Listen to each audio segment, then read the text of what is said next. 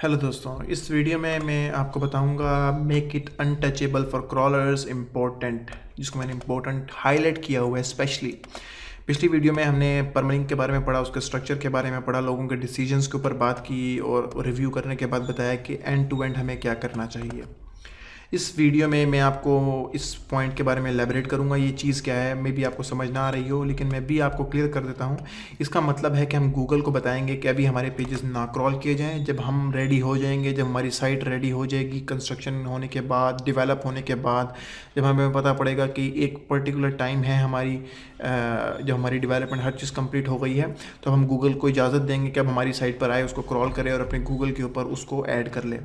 तो ये बहुत इंपॉर्टेंट होता है। समटाइम फ़र्ज़ करें आपकी एक कंपनी है और या किसी कंपनी में आप काम करते हैं, तो आपने कंपनी के अभी लॉन्चिंग एक पर्टिकुलर डेट है और पर्टिकुलर डेट तक, एक ख़ास डेट तक कंपनी कहती है कि हमारी वेबसाइट गूगल पे शो नहीं होनी चाहिए। उसके बाद हम एक सरप्राइज़ के तौर पर एक लॉन्चिंग करेंगे जिसमें हमारे ये पेजेस होंगे जो गूगल पे शो होंगे और वहाँ से लोग ये चीज़ परचेज़ कर सकेंगे और तमाम चीज़ें जिस तरह का, जो कि इस तरह का कोई हालत बयान करती हैं जिसमें अभी आपने गूगल कोई चीज़ शो नहीं करनी है, अभी आपकी साइट मेंटेनेंस पे है, कंस्ट्रक्शन पे है।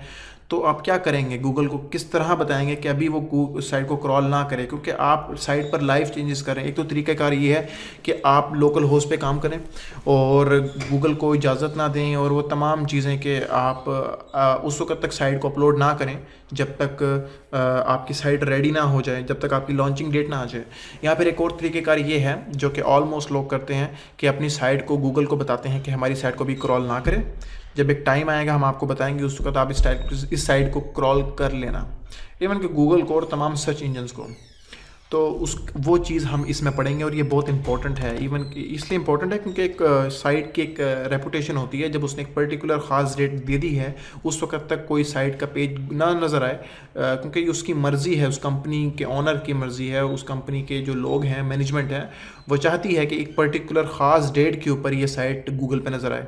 उस वक्त नहीं कि लॉन्चिंग डेट की मैं बात कर रहा हूँ। तो उस चीज़ को कवर अप करने के लिए मैंने ये इसमें पॉइंट ऐड किया है प्रोफेशनली में, तो ताकि आपको समझ आए कि क्या हमने करना है, ताकि गूगल उसको किस तरीके से समझेगा। क्योंकि ऑलमोस्ट लोगों के साथ यही होता है कि साइट अभी का बिज़नेस लॉन्च नहीं होता, कंपनी लॉन्च नहीं होती, साइट पहले ही गूगल पे नज़र आना शुरू हो जाती है, तमाम चीज़ें लीक हो जाती हैं, तो वो सरप्राइज़ का मज़ा नहीं रहता। और अगर आपकी साइट कंस्ट्रक्शन में है, मेंटेनेंस है, तो किस तरीके से आप गूगल से हाइड रख सकते हैं उस पेज को जब तक आपका वो रेडी ना हो जाए।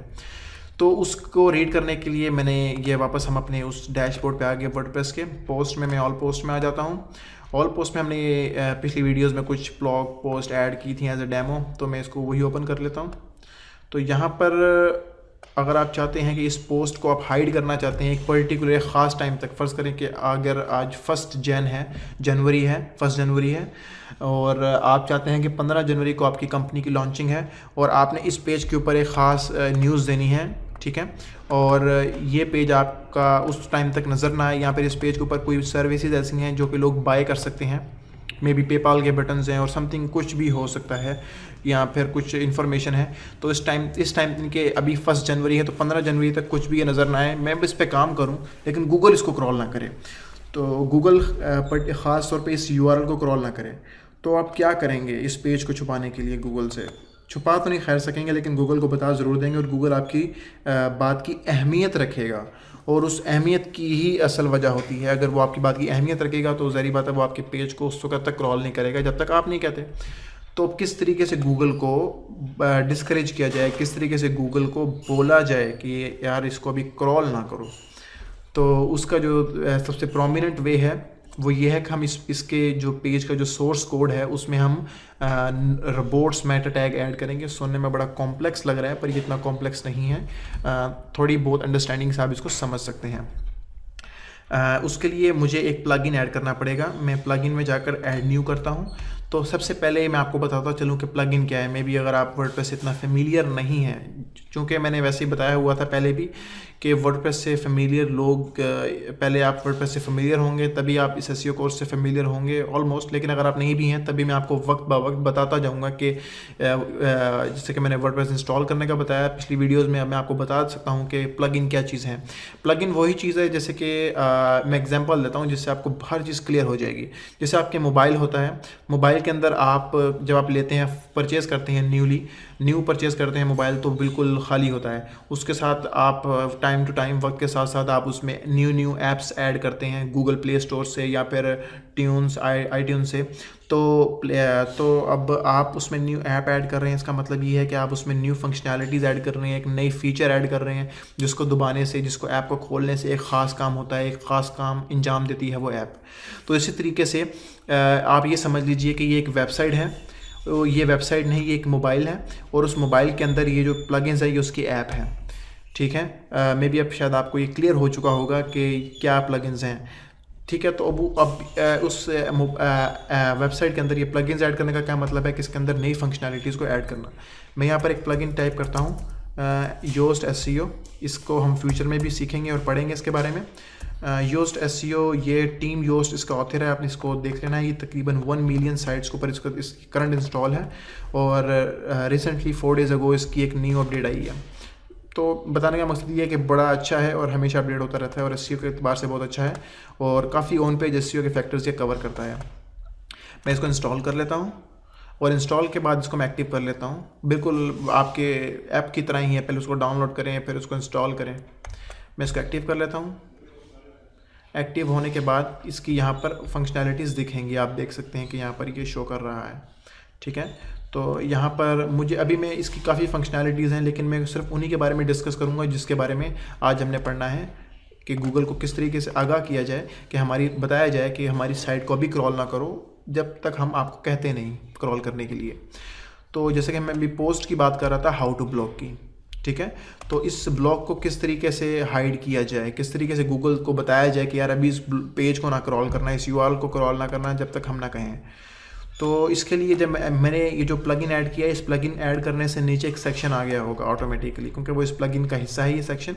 तो इस सेक्शन में आप देखेंगे, यहाँ पर आप सेटिंग में आ जाएं। सेटिंग में आप देखेंगे मैटर अबाउट टेक्स्ट, जो उसके बारे में मैं बात कर रहा था, वो इस प्लगइन का हिस्सा है। तो यहाँ पर हम इसको नो इंडेक्स कर देंगे।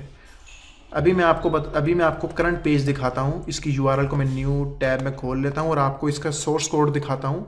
वहाँ पर अभी कोई मेटा टैग ऐड नहीं हुआ होगा। मैं यहाँ पर आकर व्यू सोर्स करूँगा ना, तो यहाँ पर कंट्रोल U करूँगा, तो यहाँ पर आप देखेंगे कोई मेटा टैग नहीं है। अगर मैं यहाँ Ctrl+F करता हूँ तो ये फाइंड बार आ जाती है।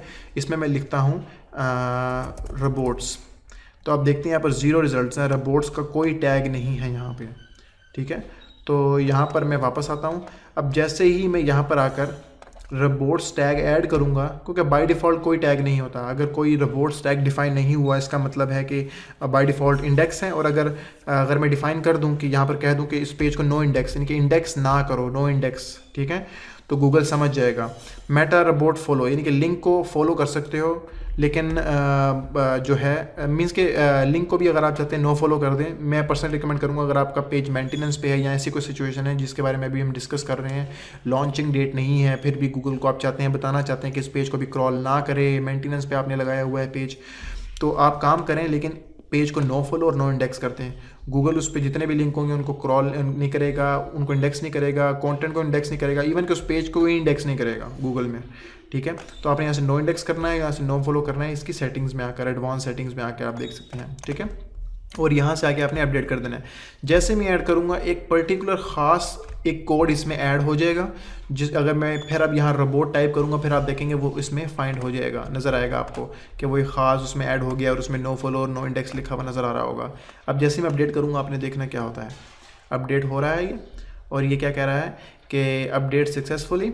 और अब मैं यहाँ पर आके इसी पेज को पहले क्या करूँगा, रीलोड करूँगा, और आप देखिएगा अब क्या होगा।